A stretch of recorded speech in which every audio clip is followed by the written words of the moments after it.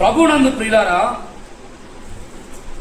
యోబు గ్రంథము 19వ అధ్యాయము 10వ వాక్యం మూలవాక్యంగా మనం చదువుకున్నాం.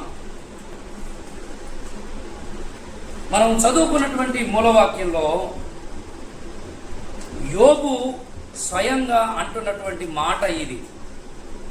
తన జీవితంలో జరిగినటువంటి పరిస్థితులన్నిటినీ అనుభవిస్తూ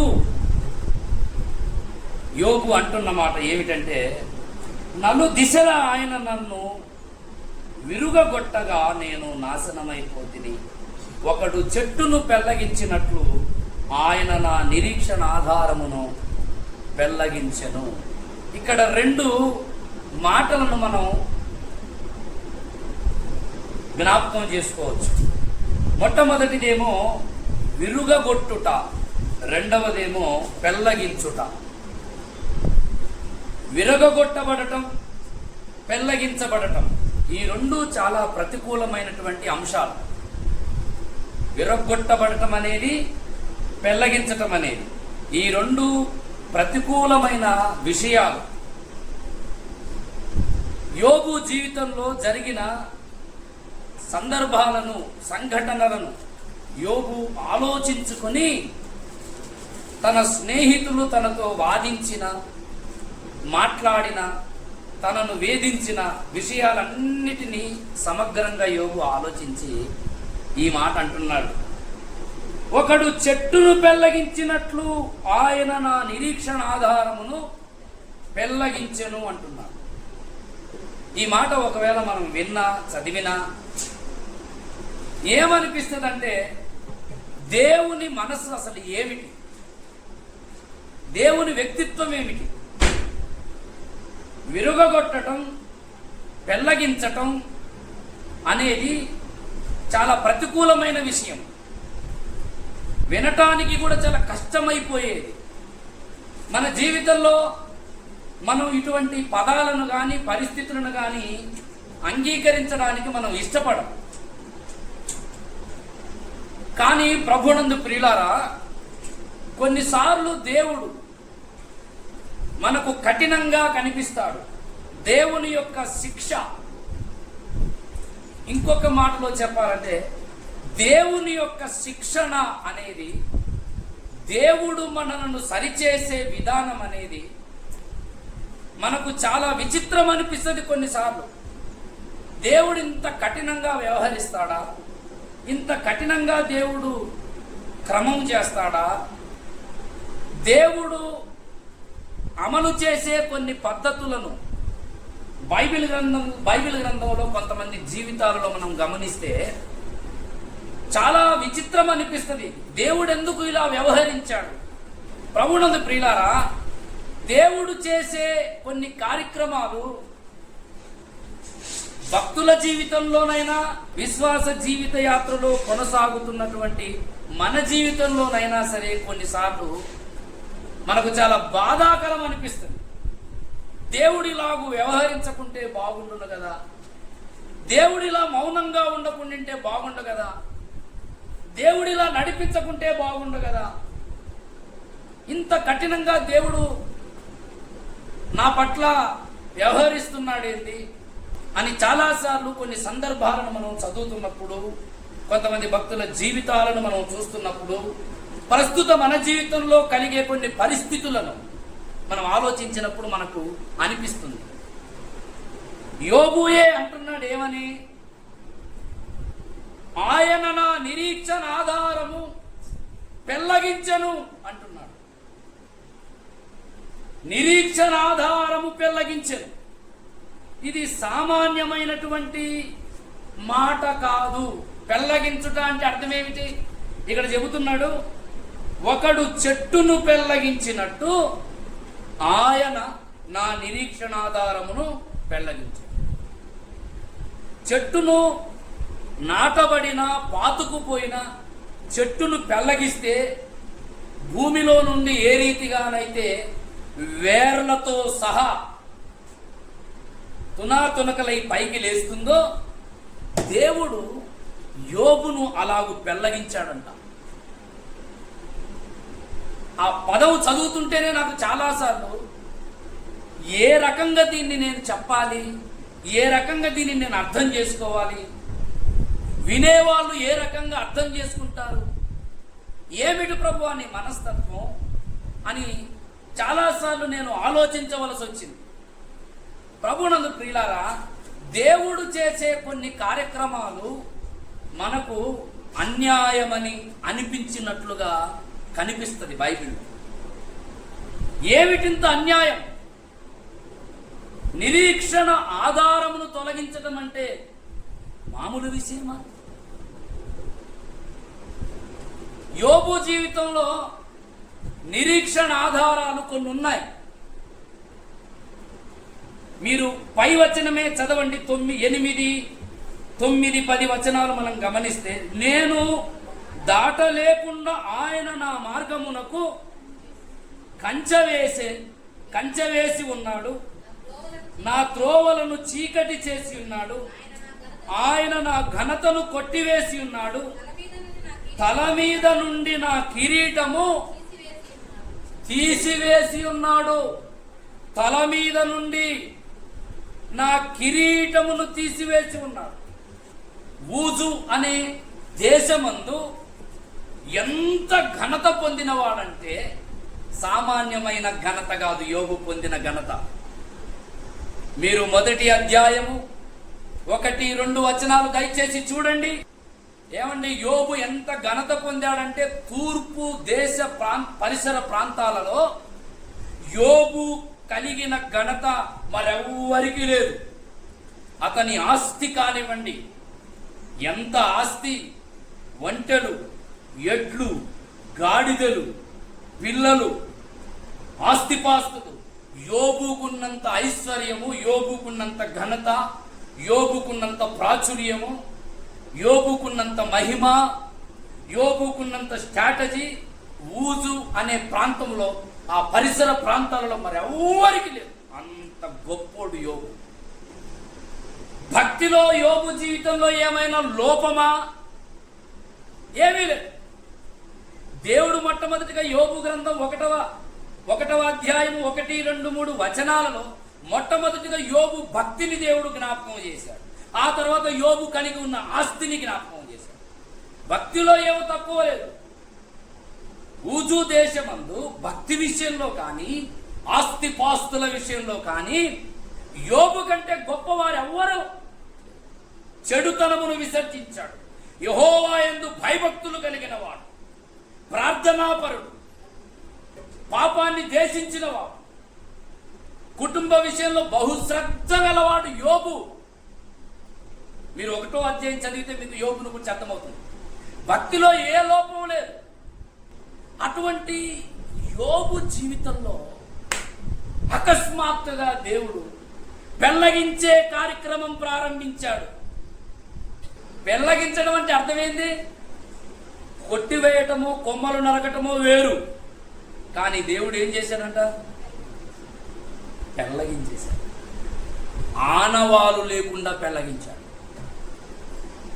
యోబు జీవితంలో అన్ని కలిగి ఉన్నాడు. కానీ ఒకానొక సమయం వచ్చేసరికి దేవుడు పెళ్లగించాడు.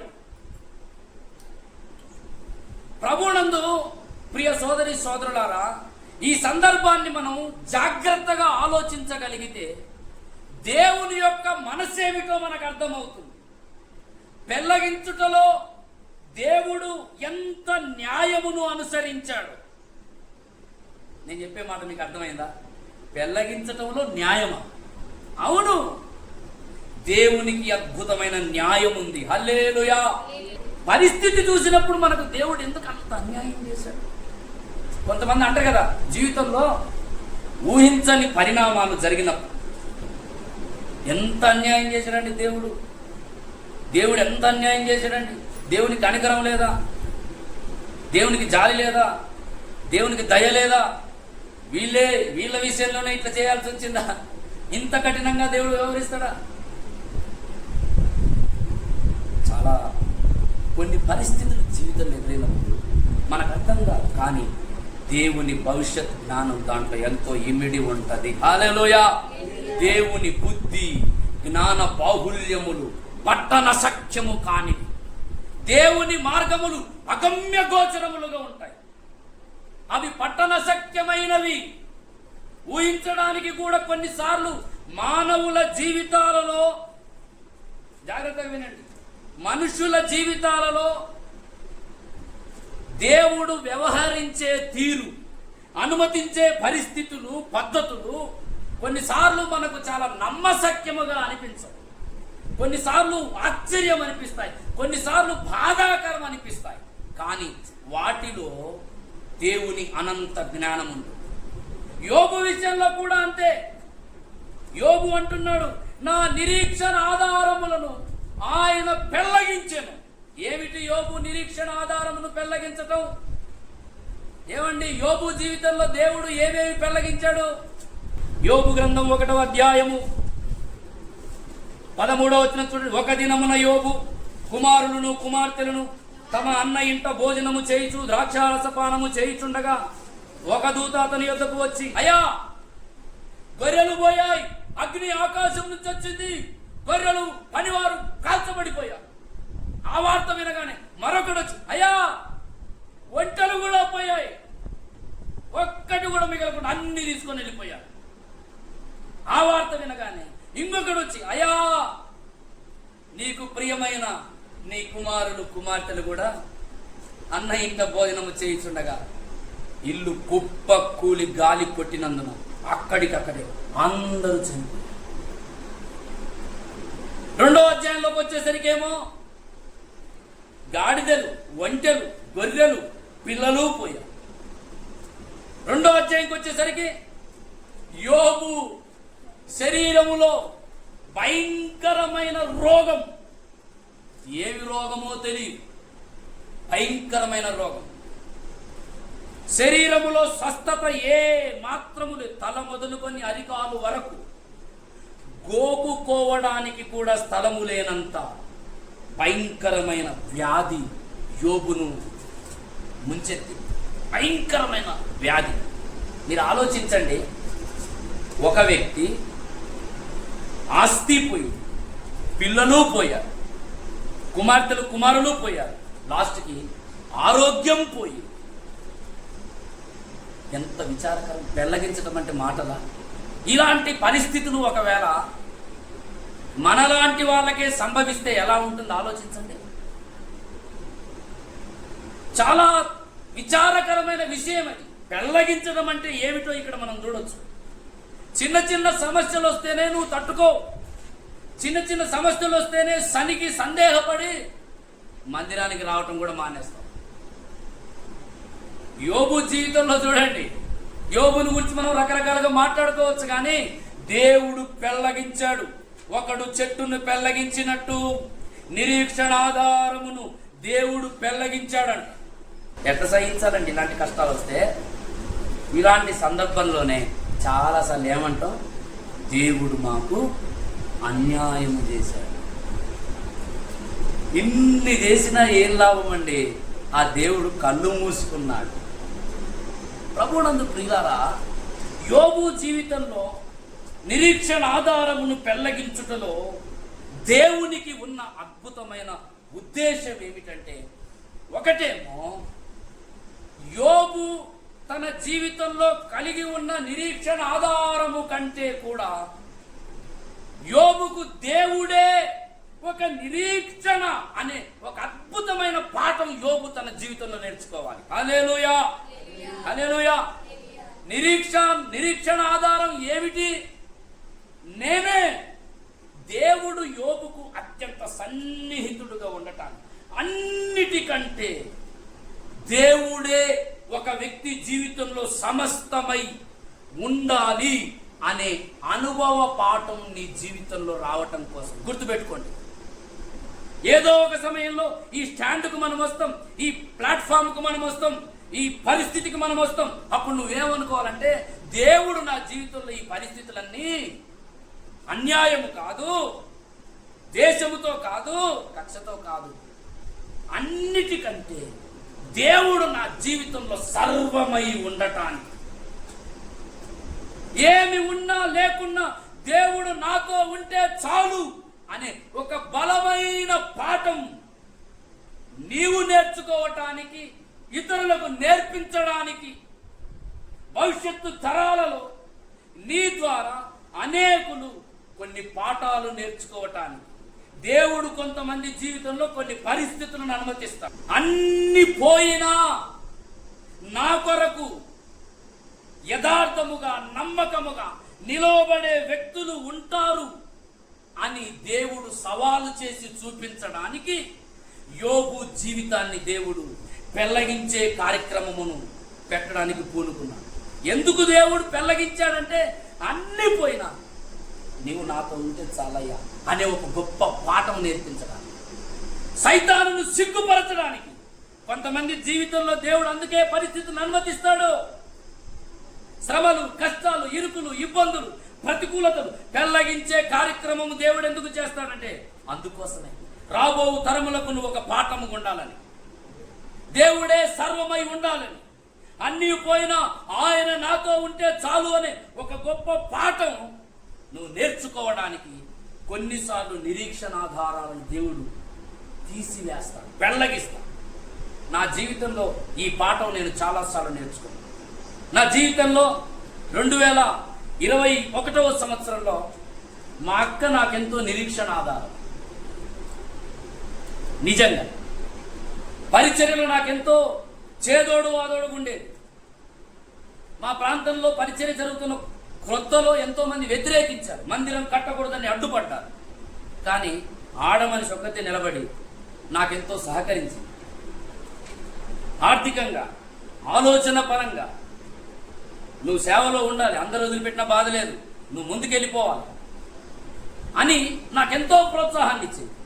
కానీ 2021లో ఆమె అకస్మాత్తుగా మరణించింది. ఊహించని సంఘటన.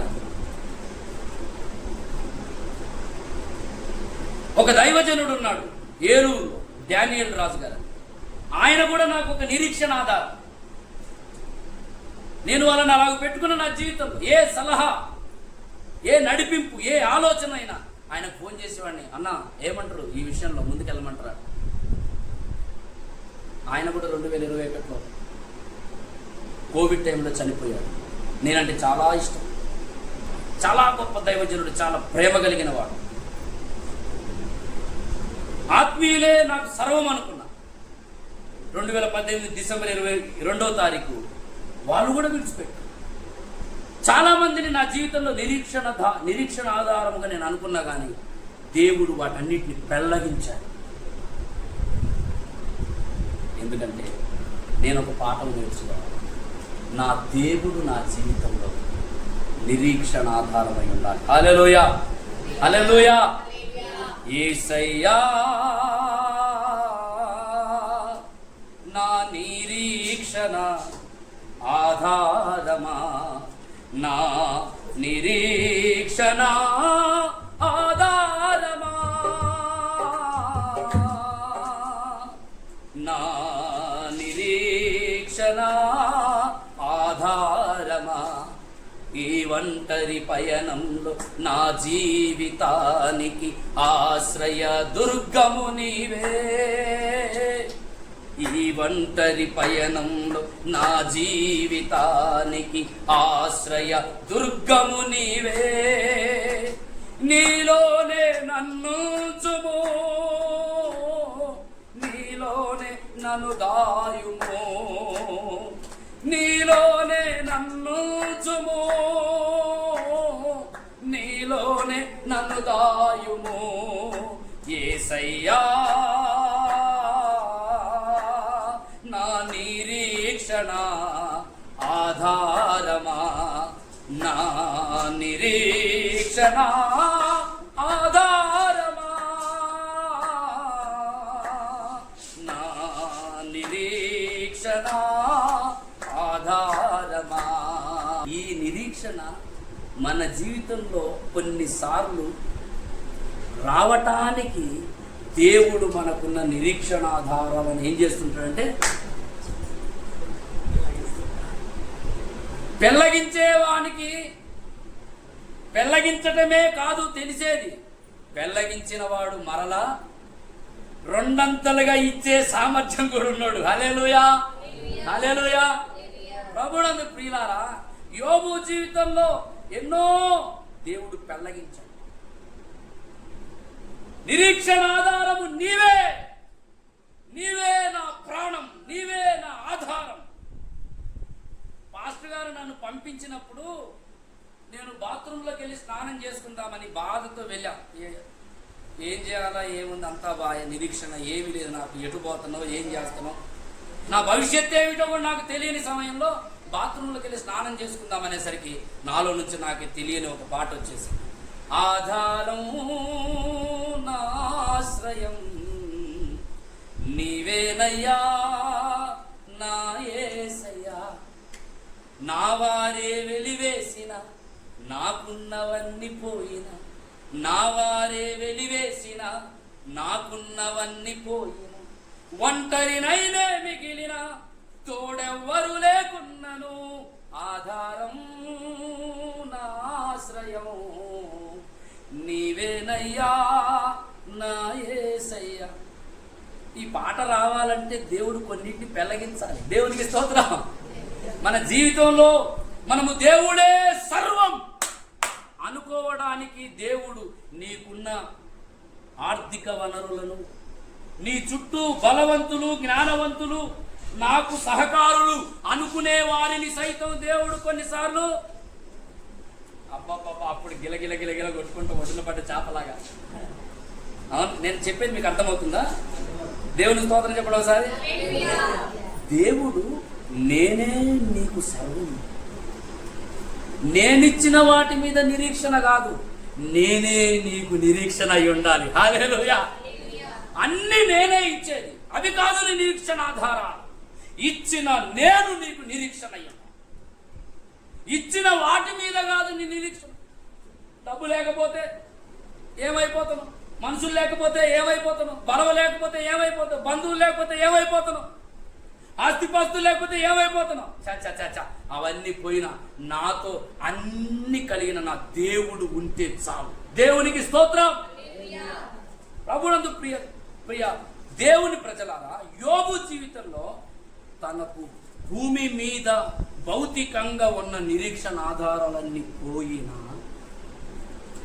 యోబు గుండెల్లో ఉన్న నిరీక్షణ మాత్రం పోలే. హల్లెలూయా, హల్లెలూయా. యోబు గుండెల్లో ఉన్న విశ్వాసం పోలే, యోబు గుండెల్లో ఉన్న పరిశుద్ధత పోలే, యోబు గుండెల్లో ఉన్న భయభక్తులు పోలే. అన్ని పోయినా యోబు గొప్ప నిరీక్షణ కలిగిన వాడుగా జీవించాడు. దేవునికి స్తోత్రం. అటువంటి వారిగా మనం ఈ లోకంలో బ్రతకాలి, అటువంటి వారముగా మనం బ్రతకాలి. నిరీక్షణ పోలే, యోబు వలె నువ్వు బ్రతకాలి. ధనరాసులే నశించిన, తానయులే మరణించిన, ధనరాసులే నశించిన, తానయులే మరణించిన,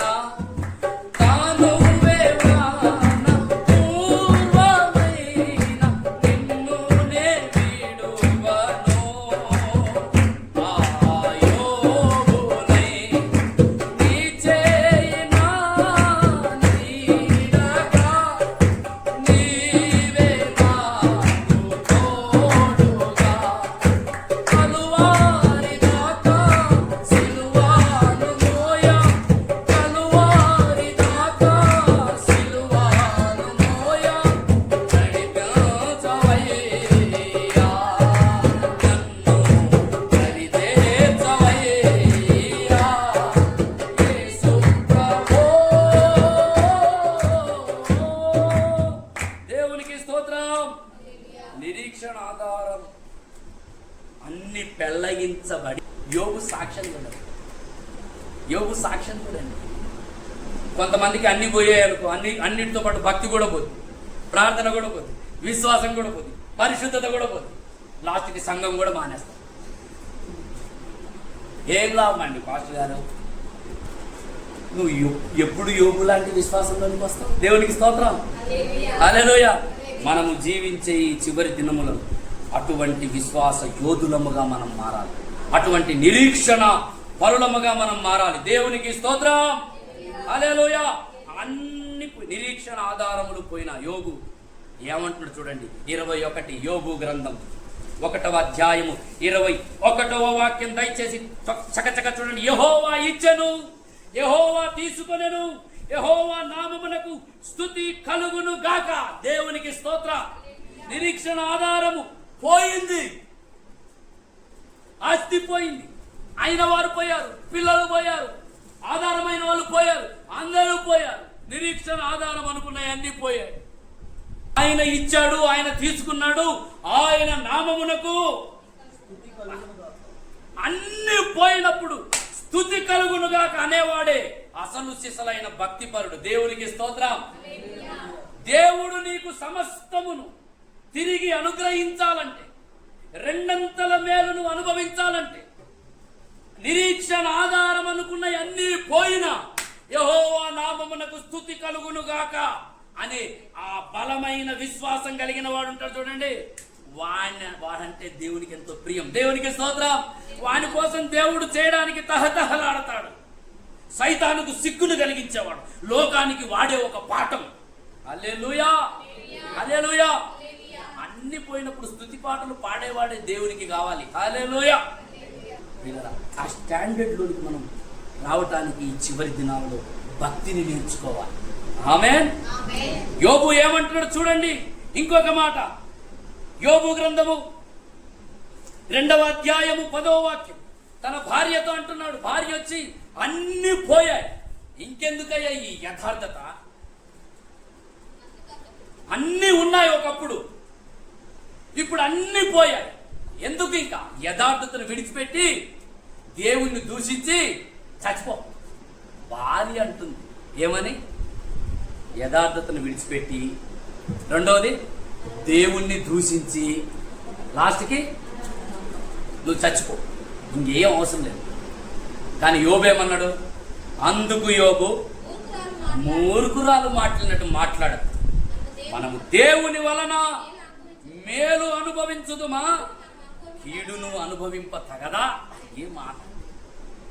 మేలే ఎప్పుడు అనుభవిస్తావా? కీడు వచ్చిందేమో ఈరోజు, పర్వాలేదు, యెహోవా ఇచ్చాడు, యెహోవా తీసుకున్నాడు, ఆయన నామమునకు స్తుతి కలుగును కాక.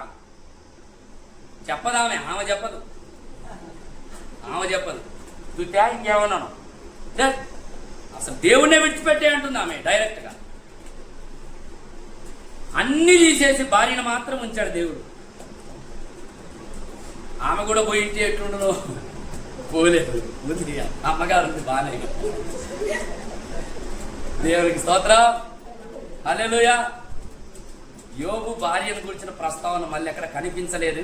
ఆమె చనిపోయినట్టు లేదు, ఆమె మళ్ళీ తర్వాత ఉన్నట్టు కూడా ఏం లేదు. కానీ మొత్తం మీద అయితే యోబును కాస్త వేధించడానికి, పుండు మీద కారం చల్లడానికి మాత్రం ఉంచిండు. భక్తిని అడ్డుకోవటానికి ఎంత ప్రయత్నం చేసినా వినాలి. యోబు తన యథార్థతను, భయమును, భక్తిని విడిచిపెట్టడానికి భార్య ఎంత ప్రయత్నం చేసినా మూర్ఖురాల్లాగా మాట్లాడదు.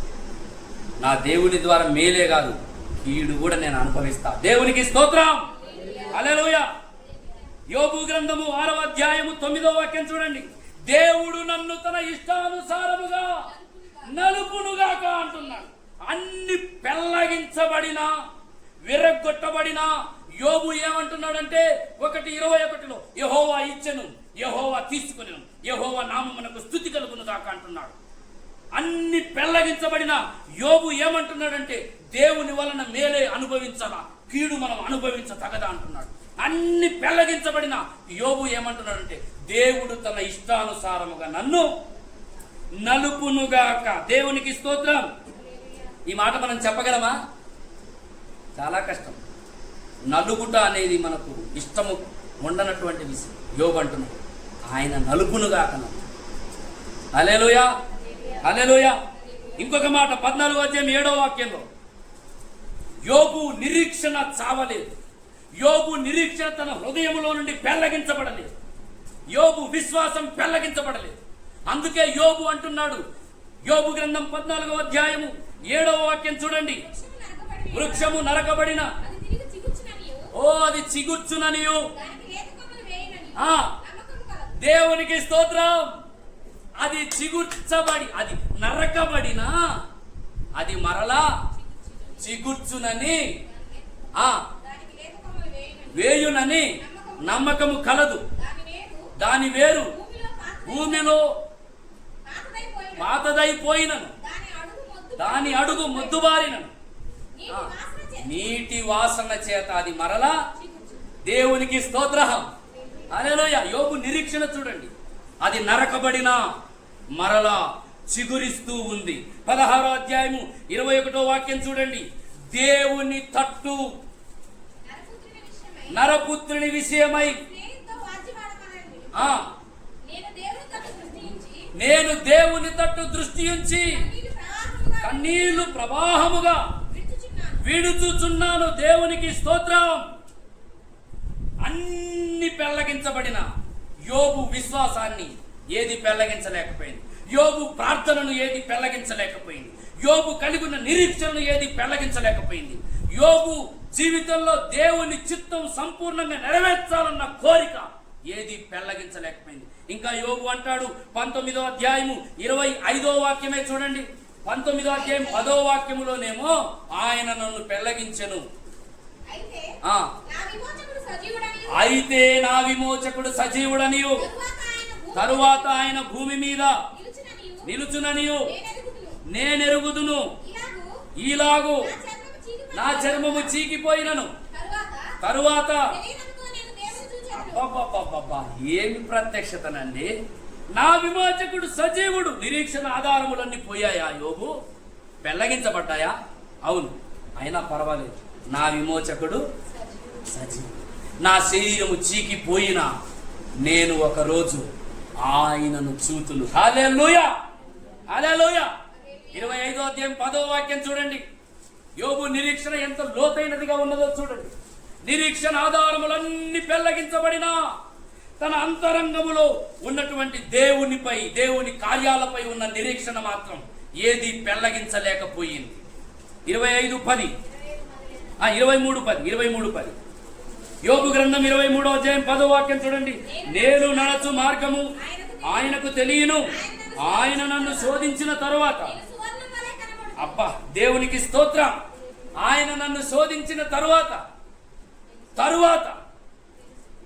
ఎలా కనబడతా అంటే శోధనలన్నీ దేనికోసం? శ్రమలన్నీ దేనికోసం? పెళ్లగించబడటం దేనికోసం? విరగొట్టబడటం దేనికోసం? ఇచ్చినవన్నీ తీసుకోవటం దేనికోసం? నేను సువర్ణము వలె మార్చబడతాను. నా జీవితంలో కూడా నేను అంతే అనుకున్నాను. మా నాన్న చనిపోయినప్పుడు, మా అన్న చనిపోయినప్పుడు, మా అక్క చనిపోయినప్పుడు, నాతో పాటు ఉన్న నమ్మకమైన దాసుడు చనిపోయినప్పుడు, దైవజనుడు చనిపోయినప్పుడు నేను ఇదే అనుకున్నాను. ఇదంతా కూడా నేను దేవునిని సంపూర్ణంగా గ్రహించటం, ఆధారపడటం, దేవునిని నేర్చుకోవటం, నా వ్యక్తిగత జీవితంలో నేను ఇంకా ఎంతో పరిణతి చెందటం కోసమే దేవుడు నాకున్న నిరీక్షణ ఆధారాలన్నీ పెళ్లగిస్తున్నాడు. ఇప్పుడు చెప్పండి, పెళ్లగించడం మంచిదా అన్యాయమా? దేవునికి స్తోత్రం. అంటే అప్పుడప్పుడు నీ జీవితంలో కూడా దేవుడు ఏ కార్యక్రమం పూనుకుంటాడు? పెళ్లగించే కార్యక్రమమును దేవుడు చేపడతాడు అప్పుడప్పుడు. కానీ ఆయన పెళ్లగించేవాడు మాత్రమే కాదు, పెళ్లగించిన దానికంటే రెట్టింపు దీవెన నీకు అనుగ్రహించేవాడు. హల్లెలూయా. ఆ పెళ్లగించబడేటప్పుడు నువ్వు ఎలా ఉండాలి? యోగులా ఉండాలి. స్తుతించు, ప్రార్థించు, నిరీక్షణ కలిగి ఉండు, విశ్వాసముతో ఉండు. నా శరీరం చీకిపోయినను నేను ఒకరోజు చూతును అనే నిరీక్షణ కలిగి ఉండు. నేను శోధింపబడుతున్నా, అది సువర్ణము వలె మార్చబడటం కొరకే దేవుడు నా జీవితంలో ఈ పరిస్థితులు అనుమతిస్తున్నాడనే నిరీక్షణ కలిగి ఉండు. దేవునికి స్తోత్రం. హల్లెలూయా. నేను వెళ్ళే మార్గము నా యేసుకే తెలియును. శోధించబడిన నేను సువర్ణమై మారుదను. నేను వెళ్ళే మార్గము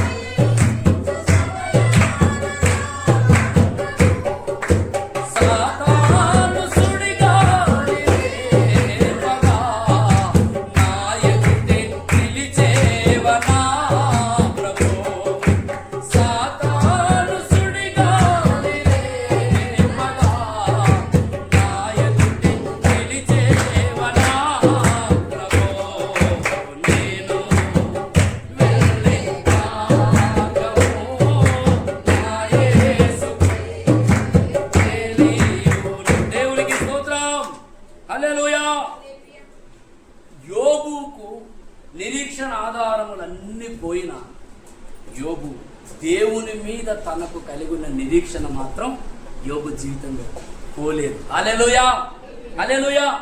ఆ నిరీక్షణ సిగ్గుపరుస్తుందా?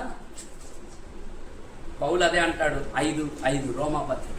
ఈ నిరీక్షణ నిన్ను సిగ్గుపరచు. దేవునికి స్తోత్రం. ఈ నిరీక్షణ అన్ని పోయినా నిరీక్షణ ఉంచు.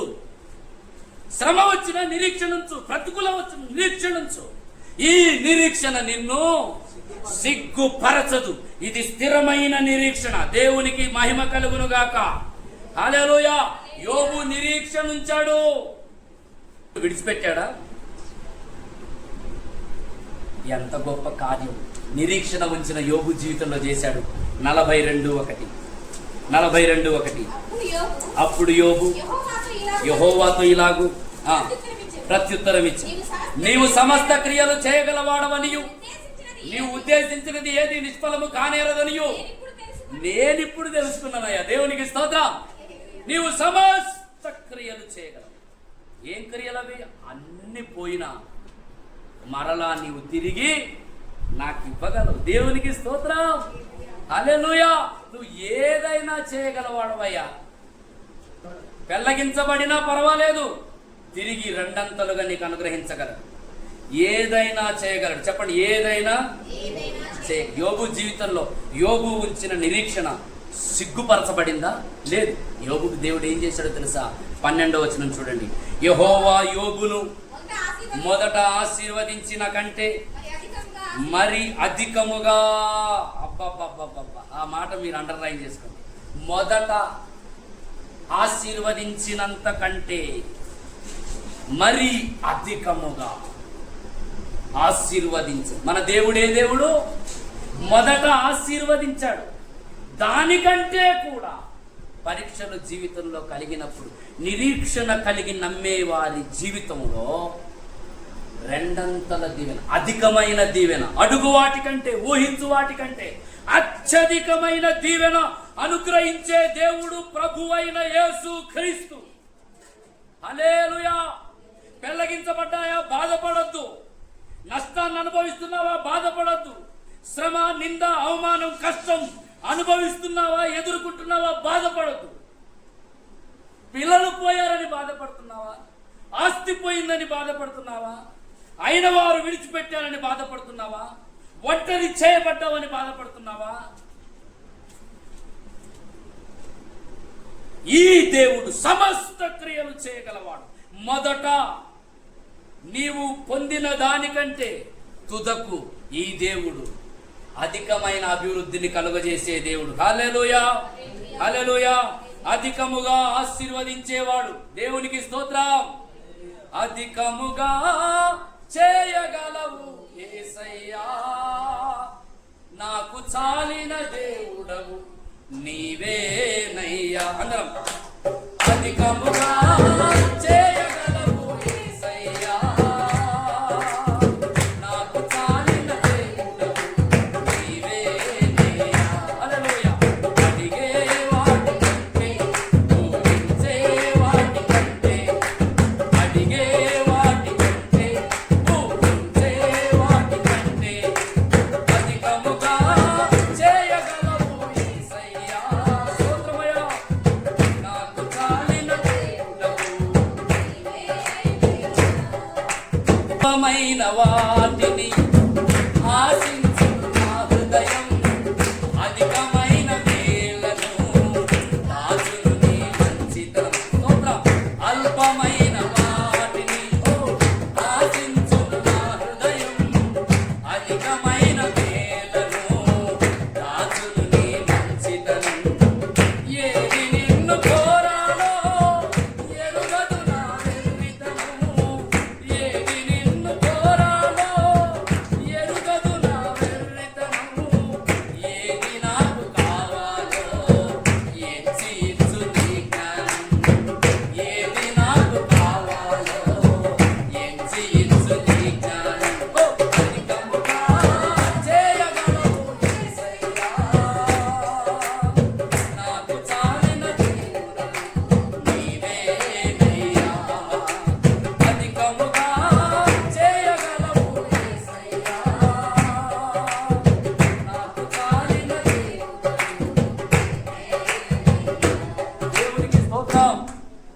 నిరీక్షణ ఆధారాలు పెళ్లగించబడ్డప్పుడు దేవుడు అన్యాయస్తుడిగా కనబడ్డాడు. కానీ వాటిలో యోబు దేవుని యందు ఉంచవలసిన నిరీక్షణ, విశ్వాసం, పరిశుద్ధత, సైతానుకు సిగ్గు, వచ్చు తరములకు గొప్ప పాఠములు నేర్పించడానికే దేవుడు యోబు జీవితంలో కొన్ని పరిస్థితులను అనుమతిస్తున్నాడని మనం గ్రహించినప్పుడు, అబ్బా ఎంత న్యాయమూర్తివయ్యా, నువ్వు ఎంత గొప్పవాడివయ్యా, నీ జ్ఞానము చెప్పన సఖ్యము కానిది, పట్టణ సఖ్యము కానిది. ప్రభునందు ప్రియులారా, మన దేవుడు మన జీవితంలో అవసరమును బట్టి మనకు అనుమతించే ప్రతీది కూడా మన మేలు కోసమే. హల్లెలూయా. పెళ్లగించబడ్డాయి, కానీ పెళ్లగించే వాడికి తెలుసు మళ్ళీ ఎప్పుడు. హల్లెలూయా. ఒకవేళ ఈ లోకంలో మనం ఏం పొందకపోవచ్చు, నేను చెప్తున్నా, రేపు కన్ను మూసి నిత్య మహిమలోనికి ఎంటర్ అవ్వగానే, అబ్బా నీ కొరకు నా కొరకు దేవుడు సిద్ధపరచే ఆ ఉన్నత బహుమానాలను నువ్వు చూసి నువ్వు తట్టుకోలేవు. అందుకే యేసన్న గారు, ఏమవుదునో నేనేమవుదునో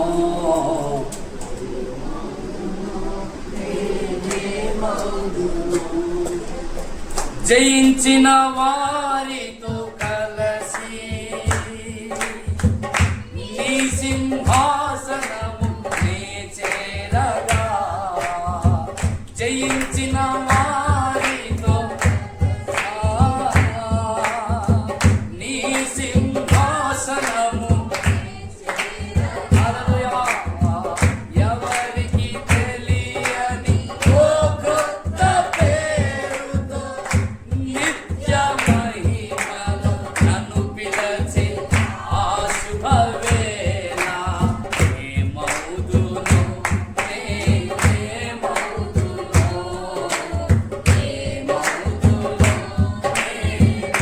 అప్పుడు ఏమైపోతామో ఏమో. యేసయ్యా నువ్వు ఎంత గొప్పవాడు, ఎంత ప్రేమయ్య, నువ్వు అనుమతించినప్పుడు నాకు అర్థం కాదు.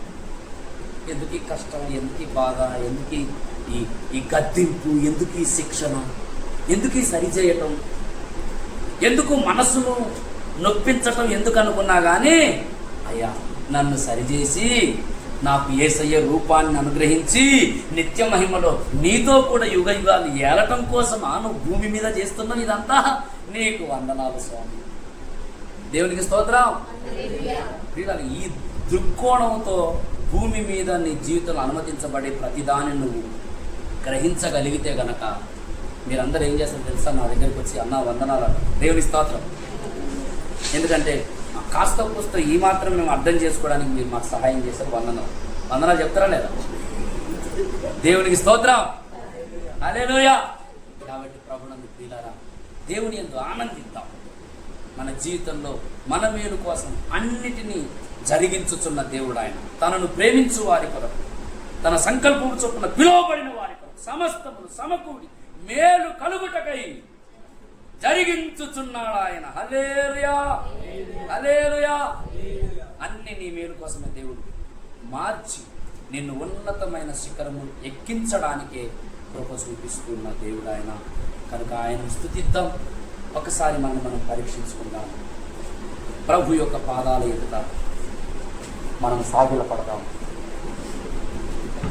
హల్లెలూయా. హల్లెలూయా. హల్లెలూయా. స్తోత్రము స్తోత్రము స్తోత్రము తండ్రి, స్తోత్రము నాయన. స్తోత్రం ఉంచుకుందాం, ప్రార్థన చేసుకుందాం.